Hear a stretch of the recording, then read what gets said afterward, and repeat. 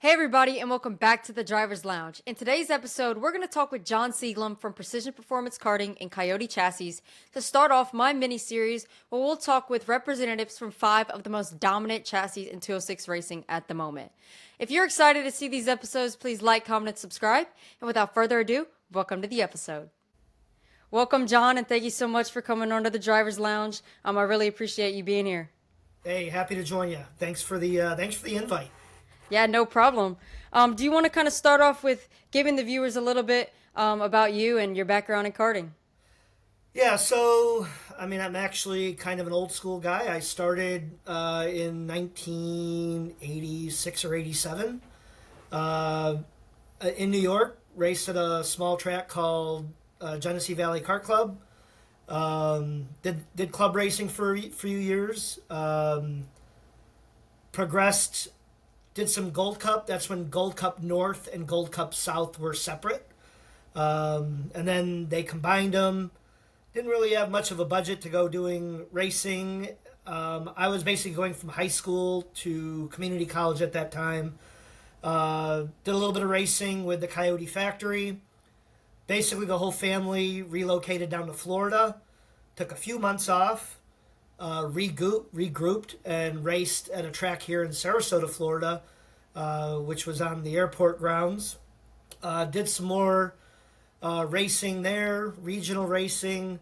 Got out of it for quite some time, and then was probably gone for I don't know, almost 15 years while I, you know, ran a business and such, and then got back into it. I think in like 17 or 18 with Chris Carroll. Helped him out, got a go kart from him, got back into it, and then when I started Precision Performance Karting in 2019, um, I stepped back when Paulie and Brandon started driving for me at that point, and then kind of took an ownership position, a team owner position, and then shortly thereafter started to grow the team, and kind of that's where we're at now. Right, so where exactly in Florida are you located? I'm about 45 minutes south of Tampa. So if you know where Anderson slash T4 Kartplex is, Yep. I'm literally 8 minutes south there in Palmetto. Oh, so that would be your home track. Yeah, I'm trying to get my nephew to do some more stuff there next year, so that hopefully will become our home track. Right. I raced down there in Anderson not too long ago. Well, now T4 Kartplex, but it's a Yeah. really nice track. Yeah, they've got a great facility. It was originally built as a car testing facility, and then it's I want to say maybe Van Diemen chassis with Betos Racing is how that track came along, and then it had transitioned into uh, a rental kart track, and then competition karting. So I guess that'll kind of pivot into what we were talking about with your team, Precision Performance. You said you got that started back in 2019, but it sounds like you've been with Coyote for a majority of your racing career. Kind of talk me through that partnership and how you decided to bring Coyote on to be your chassis for your team. So it really has a lot to do with loyalty. The Lapari family has now owned Coyote for about 20 years. So my relationship with Jim and Mark is relatively short, so we'll say about 5 years. My main loyalty to the brand was the founder, Wayne Wispelier, who kind of took a kid under his shoulder and kind of showed him how to do things the right way. I got a break, and I always was indebted to Wayne and Sandy. Sandy Gregory is still around. You'll go to Spring Nats, and she's around serving food, and she's married to Glenn Firing, Travis's dad, so another old time guy. So a lot of people know who they are. But yeah, when I got aligned with Jim, there was a little bit of a gap that needed to be filled in the South Florida market. So Brad's Carts and Parts, Brad Farmer, had a lock on Jacksonville. There was still, Orlando Kart Center at the time, or Orlando Kart Center, Ocala Grand Prix, Homestead, Anderson were, kind of tracks that weren't necessarily neglected, but weren't really being serviced. So that's where kind of I stepped in and we started doing the dealership in South Florida. Gotcha. So kind of walk me through what a weekend with you guys might look like for somebody interested. Over the past few years, we've seen you guys make your way to the front time and time and time again. And so there's no doubt that you guys are one of the quickest in the pits. So what are you kind of doing to set yourself apart when it comes to the team aspect?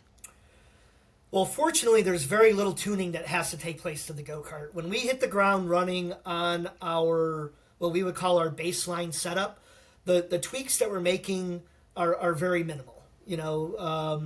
So we're able to concentrate on the development of the driver. The couple of examples that I use, we've done amazing things with Lucas Theck. Lucas was, I think we'll admit that he was average. We put him on, good equipment, and we went to the front. So, we were able to win the junior championship at Cup Kart South with Lucas.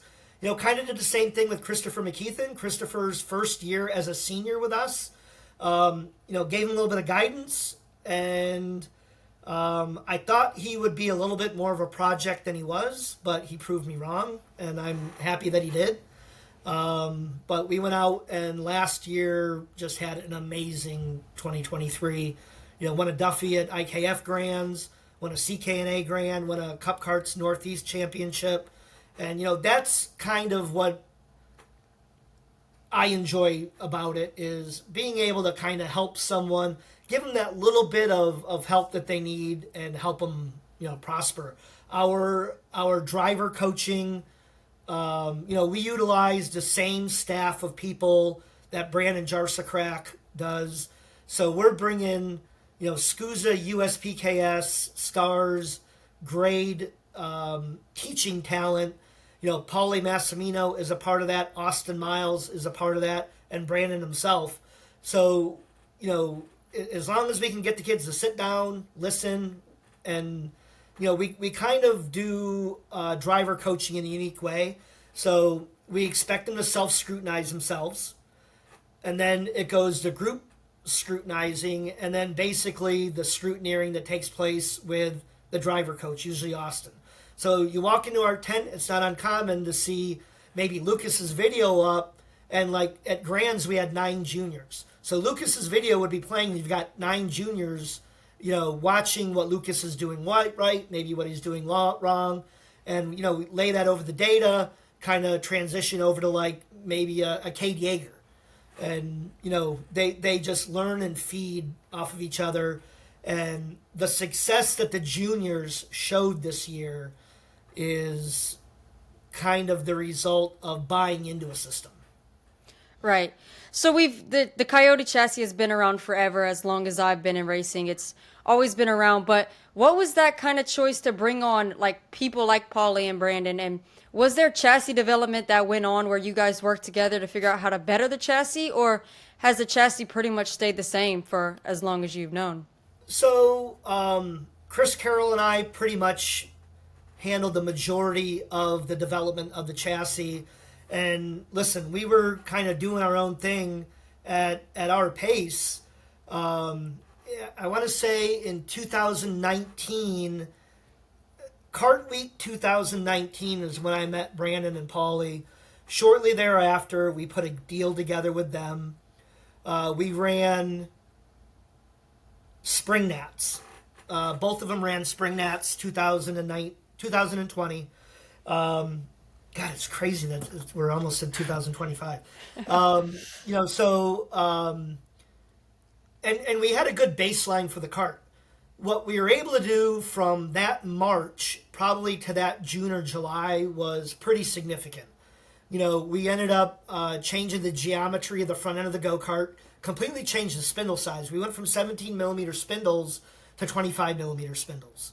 Basically Brandon took the front end off of an OTK, said put this steering shaft in it, put these spindles on it, And we did it with like 3/8-inch kingpin bolts, so the thing was just sloppy as hell. But it's still at Trackhouse, where these guys have lots and lots of laps. The go-kart picked up a half a second. So the next step was to go to a 25 millimeter setup. Started with like Rigetti Rodolfi stuff, and then transitioned over to the OTK stuff again because this was a feel that they knew. At that time, we were probably still working with what I would consider the Gen 1 Zenith. It was the chassis was 100% dual coil. And if you're not familiar with what dual coil is, it's a different alloy. It's used a lot in like dragsters these days because of its springiness and how it returns to its original position. And then we went to, and then 1/8" dual coil, there started to become a shortage because we're going into COVID. And, this is a material that's manufactured overseas, and I think it's Sweden or Switzerland, one of the two. And all of a sudden you can't get it. So the factory makes a change to where certain rails are now out of chrome moly and certain rails are now out of dual coil. And so now we're working with Gen 2. During that time, we changed the angle bar, the main seat bar of the go-kart. We put it at an offset and an angle. And then kind of transition away completely from a dual coil / moly cart to now we're at a full chrome moly cart with the angle bar. There's been some other little things. The positioning of the C yokes has happened, but to get where we were to where we are, it happened quickly. And, you got to figure that we were on the 2024, the current go-kart at Grands. Actually, Overbeck at Pittsburgh in 2023 unveiled the 2024. So that was, I think, like in September of 23. And Matt and I were standing together, and James drove by, gave a thumbs up. We both gave a big phew and realized that we now had a piece that was going to compete. Right. So now that we're kind of transitioning more to like true chassis talk, I guess the big question that we see on whether it's Facebook groups or even just talk around the pits is what makes your chassis stand out? Why should people choose the Coyote over the many different brands that are in the pit? One of the unique things that Coyote has that I don't believe really any of the other American manufacturers have, a couple of things. They've got a dealer network. So whether you come to myself or AJ Roderick, Matt Overbeck, anybody else in the country, you're going to get a tremendous level of support while still having access to the factory. Jim personally answers every phone call that comes into the factory. And the other advantage that we have is our ability to change on the fly in a need. So if there's something that we want to try, the factory is very receptive, and if it works, it works. If it doesn't, the go-kart gets cut up. Kind of plain and simple. Anybody that knows me has my cell phone number. I get text messages from the guys that we've got up in Atlanta, Trackhouse. Anywhere that they have a question regarding the chassis, they reach out to me. They reach out to Brandon. Anybody, they're going to get a response in a very reasonable amount of time. So right. Support is big. Product development, the R&D that goes into the product. It's not, it's not copy and steal. It truly is research and develop. So what is kind of the availability of parts? I know that's a big thing for people when they're looking for a chassis. Like you said, you have dealers all over the country, but it's having such a great relationship with the factory. Does that allow for spare parts to be quickly accessed? I probably inventory myself somewhere in the neighborhood of about $7,500 in spare parts. Spindles, tie rods, steering shafts, cassettes. One of the big things between the go-kart chassis of today and the go-kart chassis of yesterday, like when they were making the Coyote Bullet, the free roller, they made every component on that go-kart. The bumpers, the Nerf bars. Now, like the bumpers and the Nerf bars are kind of standardized, so you can go to just about anybody and get get those bolt-on components. As far as the spindle goes, it is a proprietary spindle. You can get it through any Coyote dealer. I even believe Comet is a Coyote parts dealer. So anything that you need to get from Comet. So really, from west of the Rockies, they're pretty well covered. Coyote has their own online store that's updated regularly. But if you're not in the area of a dealer, a stocking dealer, they'll ship right out to you. Gotcha. Well, I know another big, heavily asked question is from the heavier drivers. Do you guys see any sort of issue, whether it be with larger drivers in the heavy class, masters class, or even just high grip tracks? Are you guys having to make large changes to the chassis in order to keep it free, or are you kind of running the same setup on everybody? Pretty much the same setup. Maybe with the heavier guys, maybe we go to a little stiffer axle earlier in the tuning process. I've got a couple of big guys, and they run well. The advantage that the smaller guy has over the bigger guy is they're going to be able to put the weight wherever they want. Your mass is all here, so the lower you can get, that delta between the two rear tires and the smaller your neck is going to be lower. So maybe we're lowering the chassis. Keep that go-kart a little freer, keep that center of gravity down a little bit. But Gotcha. yeah, for the most part, 220, 230-pound guys are out there running our stuff. You just kind of got to, pry them into the go-kart a little bit. Right. Well, I guess another question that's heavily asked is, does the average guy get the same product that your star drivers are getting? Some may assume that Paulie and Brandon and James might be on more of what we would call a Frankenstein kart, not a true out-of-the-box chassis. And I guess you're the perfect guy to be able to kind of debunk that theory and prove to everybody that what they would buy out of the box would be the same that your star drivers would be getting. Every go-kart that's at a racetrack is for sale. Just buy it. Yeah. Now, I will be completely transparent. That would not have been the case with the go-kart that Brandon and Paulie were on at Grands. That was a prototype. That will be, they were on a 2025 option kart. And the reason that I wouldn't sell that go-kart is because we discovered something that was starting to, on the throttle throw, the throttle stop was bending. The tab wasn't big enough. So that's why we wouldn't sell that go-kart. If somebody would have come up and said, I want to buy these go-karts, we would have sold them. Anything else that anybody else is on, if it comes out of my trailer, those go-karts are for sale. I'm getting ready to ship a cart to Colorado. And I've sold, I think, 2 other carts from Grands also. But yeah, I mean, we win with out-of-the-box stuff. And, that has been one of the main things that Brandon and I have discussed about. Listen, it's easy to build a go-kart for Brandon Jarsakrak, and he's going to be fast on it. But you got to build a go-kart for the masses. And, you need something that's tuner friendly, that reacts to the way that the go-kart is being tuned. And I have the utmost confidence that the go-kart that Coyote is producing for us, the only thing I do is I tell them what size seats come in with the go-kart. So I guess that kind of means that there could possibly be changes on the 2025 chassis. Sounds like you guys are still kind of playing around with changes. Do you guys feel like some of those changes may stick for the 2025 chassis, or do you guys think it'll pretty much stay the same design as the 2024? So I am anticipating a 2025 chassis.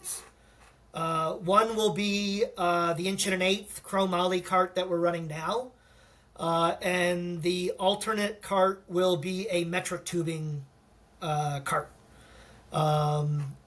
They will basically, unless you pull out a set of calipers and you measure the diameter of the cart, you're not going to be able to tell an obvious difference. The biggest transition on the 2025 is to the billet pedal, where we'll get away from a tubular pedal. will go to a billet pedal with a throttle stop.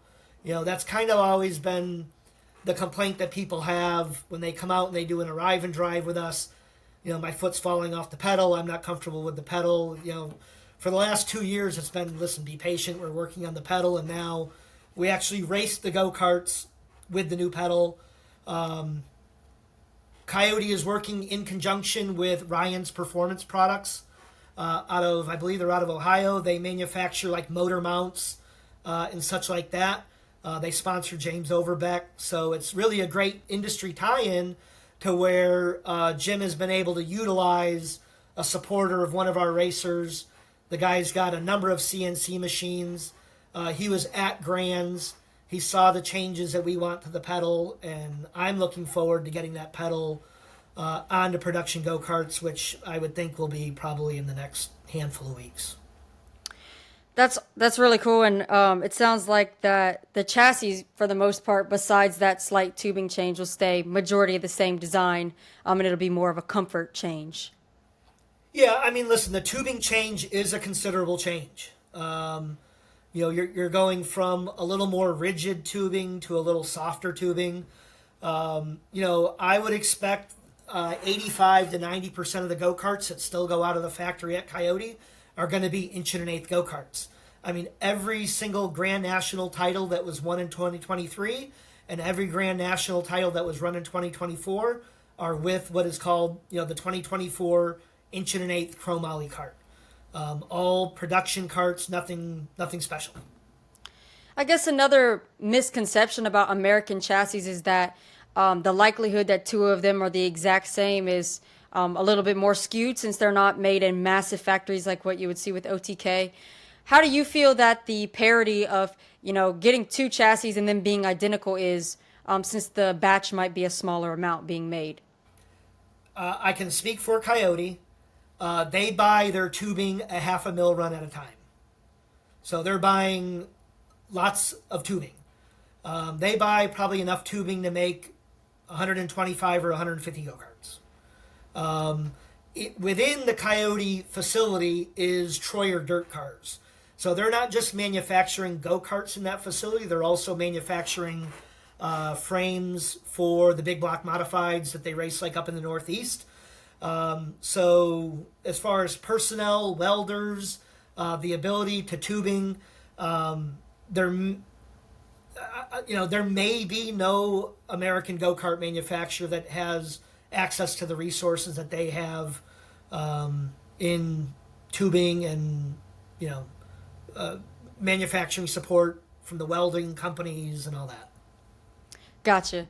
Well, I think that kind of starts to wrap up the end of the segment. What is the price and availability of a new go-kart heading into the new 2025 season?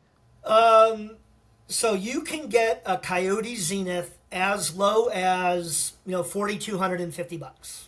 That's a 17 millimeters front spindles, 40 millimeter rear axle. The go-kart that we race as a new retail is $4,950. Now, there are some add-ons on that go-kart that do not come from Coyote. So I put Senzo bumper keepers on all my karts. I put frame savers on all my karts. I manufacture custom lead weight for the lower steering support, a little triangular weight that, kind of hides 5 pounds. Linkage kit, gear guard, but, my race ready package to a degree, what I would call a roller, is about $4,950. Now, if you're in Florida, there's sales tax, and then there's shipping and such like that. So there's, other variables. Gotcha. Well, thank you guys so much for watching. If you guys would like to run up at the front, make sure you reach out to John with Precision Performance Karting, and we'll see you guys in the next episode. Hey, congratulations on your win. That was pretty awesome. Thank you. You're welcome.